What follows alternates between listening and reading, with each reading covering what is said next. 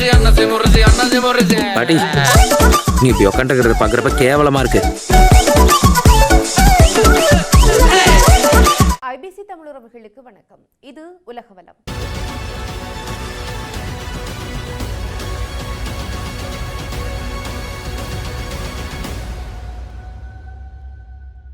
Israel மற்றும் America நடத்திய கூட்டு தாக்குதலில் படுகொலை செய்யப்பட்ட ஈரானினுடைய உச்ச தலைவர் அலி ஹமேனியினுடைய ரத்தத்திற்கு முஸ்லிம்கள் பழி வாங்க வேண்டும் என்று ஈரானினுடைய மூத்த மதகுரு ஒருவர் பத்வா வெளியிட்டிருக்கின்றார். ஈரானினுடைய உயர் தலைவரின் மரணத்தை தொடர்ந்து ஈரானிய மத தலைவர் நாசர் மெஹரம் சிராசி பத்வா ஒன்றை வெளியிட்டிருக்கின்றார். அதில் உலகில் அனைத்து முஸ்லிம்களும் ஹமேனியினுடைய மரணத்திற்கு பழிவாங்க கடமைப்பட்டவர்கள் என்று அவர் குறிப்பிட்டிருக்கிறார். ஹமேனியினுடைய படுகொலைக்கு அமெரிக்காவும் இஸ்ரேலும் முதன்மையான குற்றவாளிகள் எனவும் சிராசி கூறியிருக்கின்றார். பத்வா என்பது மத அதிகாரிகள் அல்லது அறிஞர்களால் பிறப்பிக்கப்படுகின்ற ஒரு இஸ்லாமிய தீர்ப்பாகும். அந்த மதத்தை பின்பற்றுபவர்கள் அதை அனுசரிக்க கட்டாயப்படுத்தப்படுகிறார்கள். இந்த நிலையில் ஈரானில் இருந்து வெளியிடப்பட்டிருக்கின்ற இந்த தீவிர பிரகடனத்தால் தூதரகங்கள், உணவகங்கள் மற்றும் கடைகள் உள்ளிட்ட இடங்களில் ஈரானிய ஸ்லீப்பர் செல்ஸ்கள் மற்றும் தனிநபர்கள் பயங்கரமான தாக்குதல்களை நடத்துவதை உலகம் காணுவதற்கு அதிக வாய்ப்பு இருக்கிறது என்று நிபுணர்கள் எச்சரித்திருக்கிறார்கள். இந்த நிலையில் தற்போது அமெரிக்க இஸ்ரேலிய தாக்குதல்களுக்கு பதிலடி கொடுக்கப்படலாம் என்ற அச்சத்தின் மத்தியில் பிரித்தானிய உளவுத்துறை அமைப்புகள் ஈரானிய ஸ்லீப்பர் செல்களை உன்னிப்பாக கவனித்து வருவதாகவும் தகவல் கசிந்திருக்கிறது. இந்த பதற்றமான சூழலுக்கு மத்தியில் தான் இஸ்ரேலுக்கு கடுமையான எச்சரிக்கையாக ஈரான் சமீபத்தில் முக்கியமான ஒரு அறிவிப்பை வெளியிட்டிருக்கிறது. ஈரானில் ஆட்சி மாற்றத்தை ஏற்படுத்த ஏதேனும் முயற்சிகள் மேற்கொள்ளப்பட்டால் இஸ்ரேலினுடைய டிமோனா அணு ஆராய்ச்சி மையத்தை தாக்குவோம் என்று ஈரானிய ராணுவ அதிகாரி ஒருவர் எச்சரித்திருக்கிறார். இந்த தகவலை ஈரானினுடைய அரை அதிகாரப்பூர்வ செய்தி நிறுவனமான ஈரானியன் ஸ்டூடெண்ட் நியூஸ் ஏஜென்சி செய்தி வெளியிட்டிருக்கிறது. இந்த எச்சரிக்கை வெளியாகி இருக்கின்ற நேரம் முக்கியமானதாக கருதப்படுகிறது. ஏனெனில் அமெரிக்க ஜனாதிபதி ட்ரம்ப் மற்றும் இஸ்ரேல் பிரதமர் நெதன்யாகு ஆகியோர் ஈரானில் ஆட்சி மாற்றம் ஏற்படுகின்ற சாத்தியம் குறித்து பலமுறை பேசியிருக்கிறார்கள். அது மட்டுமன்றி ஈரானிய புதிய தலைவரையும் ஹமேனியினுடைய எந்த வாரிசையும் இலக்கு வைத்து நாங்கள் தாக்குதல் நடத்தி அவர்களை கொல்லுவோம் எனவும் எச்சரிக்கை விடுத்திருக்கிறது இஸ்ரேல். இதனால் மத்திய கிழக்கு பிராந்தியத்தில் அரசியல் பதற்றம் அதிகரித்திருப்பதாகவே கூறப்படுகிறது. இதற்கிடையில் சில அமெரிக்க அதிகாரிகள் கூறுவதன்படி சில நிபந்தனைகள் பூர்த்தியானால் ட்ரம்ப் திடீரென இந்த போரில் இருந்து விலகக்கூடும் என்று கூறப்படுகிறது. ஆனால் இஸ்ரேலிய மூத்த அதிகாரிகளை மேற்கோள் காட்டி த ஜெருசலேம் போஸ்ட் வெளியிட்ட செய்தி வேறுபட்ட தகவலை கூறுகிறது. அதன்படி ஈரானில் உண்மையான அரசாங்க மாற்றம் ஏற்படும் வரை ட்ரம்ப் போரில் இருந்து விலக மாட்டார் என்று தெரிவிக்கப்பட்டிருக்கிறது. ஜெருசலேம் போஸ்டிடம் பேசி ஒரு மூத்த இஸ்ரேலிய அதிகாரி ட்ரம்ப் இந்த நடவடிக்கையை முழுமையாக முன்னெடுக்க விரும்புகிறார் என்றும் அவர் ஏற்கனவே பல இலக்குகளை தேர்வு செய்திருக்கிறார் என்றும் கூறியிருக்கிறார். மேலும் ஈரானினுடைய தற்போதைய அரசாங்கத்தை மாற்றும் நோக்கத்துடன் அவர் செயல்பட்டு வருகிறார். இந்த நடவடிக்கையின் வேகத்தை குறைக்கும் எண்ணமே அவருக்கு இல்லை என்றும் அந்த அதிகாரி தெரிவித்திருக்கிறார். அமெரிக்கா மற்றும் இஸ்ரேலினுடைய அதிகாரிகளின் தகவலின்படி ஈரானிய அரசாங்கம் தற்போது நிலைமையை கட்டுப்படுத்துவதில் சிரமங்களை சந்தித்து வருகின்றது. உயர்மட்ட அரசு மற்றும் இராணுவ தலைவர்கள் பலர் உயிரிழந்திருப்பதோடு நடுத்தர நிலை தளபதிகள், களப்பிரிவுகள் மற்றும் கட்டளை மையங்கள் மீது நடத்தப்பட்ட தாக்குதல்களும் ஈரானினுடைய இராணுவ அமைப்பை பலவீனப்படுத்தி இருப்பதாக அமெரிக்க மற்றும் இஸ்ரேலிய அதிகாரிகள் கூறுகிறார்கள். இவ்வாறான சூழ்நிலையில் இஸ்ரேலினுடைய முக்கியமான அணு நிலையமாக கருதப்படுகின்ற டிமோனா அணுசக்தி தளம் மீண்டும் உலக கவனத்தை ஈர்த்திருக்கின்றது. இந்த நிலையம் அதிகாரப்பூர்வமாக ஹிமோன் பெரஸ் நெகோவ் அணு ஆராய்ச்சி மையம் என்று அழைக்கப்படுகிறது. இது இஸ்ரேலினுடைய நெகேவ் பாலைவர பகுதியில் அமைந்திருக்கின்ற மிக ரகசியமான ஒரு அணு ஆராய்ச்சி நிலையம். இந்த தளத்தின் கட்டுமானம் 1950களில் தொடங்கப்பட்டது. பிரான்சினுடைய ரகசிய தொழில்நுட்ப உதவியுடன் இஸ்ரேல் இந்த அணு நிலையத்தை கட்டியதாக கூறப்படுகிறது. ஆரம்ப காலங்களில் இந்த தளம் ஒரு ஆடை தொழிற்சாலை என்று கூறி உலகத்திலிருந்து மறைக்கப்பட்டதாகவும் தகவல்கள் இருக்கின்றன. அதிகாரப்பூர்வமாக இஸ்ரேல் இந்த மையத்தை அறிவியல், சுகாதாரம் மற்றும் வேளாண்மை போன்ற துறைகளில் அணுசக்தியின் பயன்பாட்டை ஆய்வு செய்கின்ற ஆராய்ச்சி மையமாக விளக்குகிறது. ஆனால் பல சர்வதேச நிபுணர்கள் மற்றும் உளவுத்துறை அமைப்புகள் இந்த நிலையமே ஈரானினுடைய அணு ஆயுத திட்டத்தின் மையமாக இருக்கலாம் என்று கருதுகின்றன. குறிப்பாக இங்கு புளுட்டோனியம் தயாரிக்கப்படுவதாகவும் அந்த பொருள் அணுகுண்டுகளை உருவாக்க பயன்படுத்தப்படக்கூடும் என்றும் அவர்கள் மதிப்பிடுகிறார்கள். மேலுமே சமீபத்திய காலங்களில் வெளியான செயற்கைக்கோள் படங்கள் அந்த பகுதியில் புதிய கட்டுமான பணிகள் நடைபெறுவதை சுட்டிக்காட்டியிருக்கின்றன. உலகினுடைய மிகவும் பாதுகாப்பான பகுதிகளில் ஒன்றாக கருதப்படுகின்ற இந்த தளத்தில் பாதுகாப்பு மிகவும் கடுமையாக இருக்கிறது. இருக்கின்றது. அந்த நிலையத்தின் மேல் விமானங்கள் பறப்பதற்கே அனுமதி வழங்கப்படாத அளவிற்கு பாதுகாப்பான கட்டுப்பாடுகள் அங்கு அமுலில் இருக்கின்றன. இவ்வாறான பதற்றமான சூழலில் ஈரானிய ஆயுதப்படைகளை உடனடியாக சரணடைய வேண்டும் என்றும் அவ்வாறு செய்ய தவறினால் அவர்கள் நிச்சயமான மரணத்தை சந்திக்க நேரிடும் என்றும் அமெரிக்க ஜனாதிபதி ட்ரம்ப் எச்சரித்திருக்கிறார். வெள்ளை மாளிகையில் உரையாற்றும் போது அவர் இந்த கருத்தை தெரிவித்திருக்கின்றார். சர்வதேச ஊடகங்கள் இதை செய்தியாக வெளியிட்டிருக்கின்றன. இது தொடர்பில் அவர் தெரிவித்திருக்கின்ற கருத்துக்கள் ஈரான் புரட்சிகர பாதுகாப்பு படை, இராணுவம் மற்றும் காவல் பிரிவினுடைய அனைத்து உறுப்பினர்களும் ஆயுதங்களை கீழே போடுமாறு நான் மீண்டும் கேட்டுக்கொள்கின்றேன். நீங்கள் சரணடைந்தால் நீங்கள் முழுமையாக பாதிக்கப்படுவீர்கள், இல்லையெனில் நீங்கள் மரணத்தை எதிர்கொள்வீர்கள் என அவர் குறிப்பிட்டிருக்கின்றார். அத்தோடு உலகெங்கிலும் இருக்கின்ற ஈரான் தூதுவர்கள் தாங்கள் இருக்கின்ற நாடுகளில் தஞ்சம் கோருமாறும் ஒரு புதிய மற்றும் சிறந்த ஈரானை உருவாக்க உதவுமாறும் அவர் அழைப்பு விடுத்திருக்கிறார். அத்தோடு கொல்லப்பட்ட ஈரானினுடைய உயர்மட்ட தலைவர் அலி ஹமேனிக்கு பதிலாக புதிய தலைவரை தேர்ந்தெடுக்கின்ற விடயத்தில் தான் தனிப்பட்ட ரீதியில் ஆர்வம் காட்டுவதாகவும் ஹமேனியினுடைய மகன் முஜ்தபா ஹமேனி அந்த பதவிக்கு தகுதியற்றவர் என்றும் அவர் சுட்டிக்காட்டியிருக்கிறார்.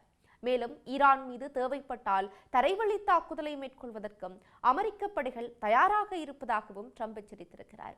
இதேவேளை அமெரிக்காவினுடைய மத்திய புலனாய்வு அமைப்பு ஈரானில் கிளர்ச்சியை ஏற்படுத்துகின்ற நோக்கில் குர்திஸ் படைகளுக்கு ஆயுத உதவி வழங்க முயற்சி செய்து வருவதாக சில தகவல்கள் தெரிவிக்கின்றன. இதன் அடிப்படையில் பார்க்கின்ற போது இந்த குர்திஸ் படைகளை பயன்படுத்தி அமெரிக்கா ஈரானில் உள்நாட்டு போரை தூண்டிவிடலாம் என்ற அச்சமும் வலுப்பெற்றிருக்கிறது. இதையடுத்து அமெரிக்க இராணுவத்தினுடைய எந்த ஒரு தரைவழி படையெடுப்பையும் எதிர்கொள்வதற்கு ஈரான் முழுமையாக தயாராக இருப்பதாக அந்த நாட்டினுடைய வெளியுறவு அமைச்சர் அப்பாஸ் அராக்சி அறிவித்திருக்கிறார். அவர்கள் தாக்கினால் அதனை எதிர்கொள்ள தங்களால் முடியும் என நம்புவதாகவும் அது அவர்களுக்கு ஒரு பேரழிவாக இருக்கும் என்றும் அவர் எச்சரித்திருக்கின்றார். முன்னைய போர்களில் இருந்து அனுபவங்கள் இருப்பதால் தற்போது அமெரிக்க படைகளை எதிர்க்கக்கூடிய திறன் கொண்ட படை ஈரானிடம் இருப்பதாகவும் அராக்சி குறிப்பிட்டிருக்கிறார். அத்தோடு அமெரிக்காவுடன் போர் நிறுத்தம் அல்லது பேச்சுவார்த்தை நடத்த ஈரான் கோரவில்லை என்றும் அவர்களுடன் 2 முறை பேச்சுவார்த்தை நடத்திய போதும் பேச்சுவார்த்தை முடிவதற்கு முன்பே அவர்கள் தாக்குதல் நடத்தியதால் அந்த பேச்சுவார்த்தைக்கும் இனி எந்தவிதமான அவசியமும் இல்லை என்றும் அவர் சுட்டிக்காட்டியிருக்கிறார். மறுபுறம் ஈரானினுடைய ட்ரோன் மற்றும் ஏவுகணை அமைப்புகளை குறிவைத்து ஒவ்வொரு மணி நேரத்துக்கும் ஒரு முறை அமெரிக்க படைகள் தொடர்ச்சியாக தாக்குதலை நடத்தி வருவதாக அமெரிக்க ஜனாதிபதி டொனால்ட் ட்ரம்ப் தெரிவித்திருக்கிறார். உடனடியாக ஆயுதங்களை கீழே போட்டுவிட்டு சரணடையுமாறு ஈரான் புரட்சிகர பாதுகாப்பு படை மற்றும் போலீசாரை அமெரிக்க ஜனாதிபதி அறிவுறுத்தியும் இருக்கிறார். இதற்கிடையில் தனது நாடு தற்போது போரினுடைய அடுத்த கட்டத்தை நோக்கி நகர்ந்து கொண்டிருப்பதாக இஸ்ரேலிய ராணுவ தளபதி ஒருவர் தெரிவித்திருக்கிறார். இதற்கிடையேதான் 30க்கும் மேற்பட்ட ஈரானிய கப்பல்களை அமெரிக்கா மூழ்கடித்திருப்பதாக அமெரிக்க மத்திய கட்டளை தலைவர் அட்மிரல் பிராட் கூப்பர் தெரிவித்திருக்கின்றார். ஊடகங்களிடம் கருத்து தெரிவித்த அவர் இந்த விடயத்தை கூறியிருக்கிறார். கடந்த 72 மணி நேரத்தில் ஈரானில் கிட்டத்தட்ட 200 இலக்குகளை அமெரிக்க குண்டுவீச்சு விமானங்கள் தாக்கியிருக்கின்றன. இதுவரை 30க்கும் மேற்பட்ட ஈரானிய கப்பல்களை அமெரிக்கா மூழ்கடித்திருக்கிறது. சில மணி நேரங்களில் மட்டும் 2ஆம் உலகப் போரின் விமானம் தாங்கி கப்பலின் அளவுள்ள ஈரானிய ட்ரோன் கப்பலை தாக்கி அழித்திருக்கின்றோம் அப்படி என்றும் கூறியிருக்கிறார். இந்த கப்பலில் தீ எரிந்து வருவதாகவும் அவர் குறிப்பிட்டிருக்கிறார். போர் சூழலை மேலும் பதற்றமடைய செய்கின்ற மற்றொரு நிகழ்வாக அமெரிக்கா தன்னுடைய கண்டம் விட்டு கண்டம் பாயும் ஏவுகணையான மினிட்மேன் 3 ஏவுகணையை சோதனை செய்திருக்கின்றது. ஈரான் தொடர்பான போர் சூழல் நிலவி வருகின்ற நிலையில் உலகையே அழிக்கும் திறன் கொண்டதாக கூறப்படுகின்ற ஒரு ஏவுகணையை அமெரிக்கா சோதனை செய்திருக்கின்றது. அமெரிக்காவினுடைய மினிட்மேன் 3 எனப்படுகின்ற கண்டம் விட்டு கண்டம் பாயும் ஏவுகணையை சோதனை செய்திருக்கிறது. இந்த ஏவுகணை அமெரிக்காவினுடைய கலிபோர்னியா மாநிலத்தில் உள்ள வாண்டன்பேர் விண்வெளி படைத்தளத்திலிருந்து ஏவப்பட்டிருக்கிறது. அது சுமார் 6700 கிலோமீட்டர் தூரம் பயணம் செய்து பசிபிக் பெருங்கடலை கடந்து மார்சல் தீவு பகுதியில் அமைக்கப்பட்டிருந்த இலக்கை மிக துல்லியமாக தாக்கியிருப்பதாக கூறப்படுகிறது. அமெரிக்காவிடம் இத்தகைய 400 மினிட்மேன் 3 கண்டம் விட்டு கண்டம் பாய்கின்ற ஏவுகணைகள் இருப்பதாக கூறப்படுகிறது. இவை அனைத்துமே நிலத்தடியில் இருக்கின்ற பாதுகாப்பான இடங்களில் வைக்கப்பட்டிருக்கின்றன. ஆனால் அவை எப்போதும் ஏவ தயாராக இருக்கின்ற நிலையில் பாதுகாக்கப்படுகின்றன. இந்த மினிட்மேன் 3 ஏவுகணைகள் உலகையே அழிக்கும் திறன் கொண்டவை என்று அடிக்கடி கூறப்படுகிறது. இதற்கு காரணம் இவை அணு ஆயுதங்களை சுமந்து செல்லுகின்ற திறன் கொண்டவை என்பதுதான். ஒரு நாடு அணு ஆயுதங்களை ஏந்திய ஏவுகணைகளை பயன்படுத்தினால் அதற்கு எதிராக எதிரி நாடும் அதே போல அணு ஏவுகணைகளை பயன்படுத்துகின்ற வாய்ப்பு இருக்கிறது. அப்படி ஒரு நிலை ஏற்பட்டால் நியூக்ளியர் விண்டர் எனப்படுகின்ற ஒரு பேரழிவு நிலை உருவாகலாம் என்று அரசியலாளர்கள் எச்சரிக்கிறார்கள். அணுகுண்டுகள் வெடித்த போது உருவாகின்ற மிகப்பெரிய அளவிலான புகை மற்றும் தூசி வளிமண்டலத்தின் மேலடுக்குகளுக்கு எழுந்து செல்லும். இதனால் சூரிய ஒளி பூமியை அடைவது தடைப்படும். சூரிய ஒளி குறைந்தால் உலகம் முழுவதுமே கடுமையான குளிர்ச்சி ஏற்படும். இதனால் விவசாய உற்பத்தி குறையும், உணவு விநியோகம் பாதிக்கப்படும். அதன் விளைவாக உலகளாவிய அளவில் பஞ்சம் ஏற்படும் அபாயம் இருக்கிறது. இதன் தொடர்ச்சியாக பூமியினுடைய சுழல் மண்டலம் கடுமையாக பாதிக்கப்படலாம். இறுதியில் மனித குலமே அழிவை எதிர்கொள்ளுகின்ற நிலை உருவாகக்கூடும் என்று அறிவியலாளர்கள் கூறுகிறார்கள். இதனால் தான் இத்தகைய ஏவுகணைகள் உலகத்தை அழிக்கின்ற திறன் கொண்டவை என்று குறிப்பிடப்படுகின்றது. ஆனால் தற்போது நடத்தப்பட்ட இந்த மினிட்மேன் 3 ஏவுகணை சோதனை என்பது ஒரு வழக்கமான ராணுவ சோதனை மட்டும் தான் அப்படின்னு சொல்லி அமெரிக்க அதிகாரிகள் தெரிவித்திருக்கிறார்கள். இதற்கிடையில் தான் வளைகுடா பிராந்தியத்திலும் பதற்றம் என்பது அதிகரித்திருக்கின்றது. குறிப்பாக கத்தாரினுடைய தலைநகர் தோஹாவில் வான்பரப்பில் ஏவுகணைகள் இடைமறிக்கப்பட்டு அளிக்கப்பட்டதால் நகரின் மத்திய பகுதிகளில் தொடர்ச்சியான வெடிப்புச் சத்தங்கள் கேட்பதாகவும் தகவல்கள் வெளியாக இருக்கின்றன. கத்தார் பாதுகாப்பு அமைச்சகம் வெளியிட்ட தகவலின்படி அந்த நாட்டினுடைய வான் பாதுகாப்பு அமைப்புகள் தொடர்ந்து ஏவுகணைகளை இடைமறித்து அளித்து வருகின்றன. தாக்குதல்களினுடைய தீவிரம் அதிகரித்துள்ளதாகவும் இதனால் மக்கள் மத்தியில் பெரும் அச்சம் நிலவுவதாகவும் அல் ஜசீராவும் செய்தி வெளியிட்டிருக்கிறது. மேலும் ஈரான் வளைகுடா பிராந்திய நாடுகளான ஐக்கிய அரபு அமீரகம், கத்தார் ஆகியவற்றின் மீது தாக்குதலை நடத்தியதாக தெரிவிக்கப்படுகிறது. இதற்கிடையில் லெபனானிலும் மோதல் சூழ்நிலை அதிகரித்திருக்கின்றது. திரிபோலி நகரில் நடத்தப்பட்ட தாக்குதலில் ஹமாஸ் அமைப்பினுடைய தளபதி வாசிம் அத்தல்லா அலி கொல்லப்பட்டதாகவும் இஸ்ரேலிய ராணுவம் அறிவித்திருக்கிறது. இஸ்ரேலிய கடற்படை மேற்கொண்டதாக கூறப்படுகின்ற இந்த தாக்குதலில் கொல்லப்பட்ட அலி ஹமாஸ் போராளிகளுக்கு பயிற்சி அளிப்பதில் முக்கிய பங்காற்றியவர் அப்படி என்று தெரிவிக்கப்படுகிறது. இருப்பினும் இந்த சம்பவம் குறித்து ஹமாஸ் தரப்பிலிருந்து இதுவரை அதிகாரப்பூர்வமான பதில் வெளியாகவில்லை. லெபனானினுடைய தலைநகர் பெய்ரூட் தெற்கு பகுதிகளில் இருந்து பாதுகாப்பிற்காக வெளியேறிய பொதுமக்கள் திரிபோலி நகரில் தஞ்சமடைந்திருக்கின்ற நிலையில் அங்கும் தற்போது தாக்குதல் நடைபெற்றதாக தெரிவிக்கப்படுகிறது. இதனால் லெபனானிலும் பொதுமக்கள் மத்தியில் பெரும் பதற்றம் ஏற்பட்டிருக்கின்றது. இந்த மோதல் நிலைக்கு சர்வதேச அரசியல் பரிணாமமும் இருக்கின்றது. குறிப்பாக ரஷ்யா இந்த விவகாரத்தில் நேரடி ராணுவ உதவி குறித்து எந்த தீர்மானமும் எடுக்கவில்லை. ஈரான் இதுவரை தங்களிடம் ராணுவ உதவி கோரி எந்த ஒரு கோரிக்கையையும் முன்வைக்கவில்லை என்று ரஷ்யாவினுடைய தலைமை செய்தி தொடர்பாளர் டிமித்ரி பெஸ்கோவ் தெரிவித்திருக்கின்றார். இருப்பினும் ஈரானினுடைய உயர்மட்ட தலைவர் அலி ஹமேனி கொல்லப்பட்டதை ரஷ்யா கண்டித்திருப்பதோடு அமெரிக்கா மற்றும் இஸ்ரேலின் தாக்குதல்கள் குறித்து தெளிவான நிலைப்பாடு எதையுமே இதுவரைக்கும் ரஷ்யா வெளியிடவில்லை. இதற்கிடையேதான் வடகொரிய ஜனாதிபதி கிம் யாங் உன் போர்க்கப்பல்களை தாக்கி அளிக்கின்ற கப்பல் ஏவுகணை சோதனையை மேற்பார்வை செய்ததாக அந்த நாட்டு அரசு செய்தி நிறுவனமான யோன்ஹாப் தெரிவித்திருக்கின்றது. வடகொரியாவினுடைய நம்போ துறைமுக நகரில் உள்ள கப்பல் கட்டும் தளத்தில் இருந்து கடலில் இருந்து தரையில் உள்ள இலக்குகளை தாக்கி அளிக்கும் ஏவுகணை சோதனையை கிம் யாங் உன் மேற்பார்வையிட்டதாக வடகொரியாவினுடைய அதிகாரப்பூர்வ செய்தி நிறுவனம் தெரிவித்திருக்கின்றது. கடந்த புதன்கிழமை கடலில் இருந்து தரைக்கு ஏவுகணைகளை ஏவுவதை கிம் மேற்பார்வையிட்டிருக்கின்றார்.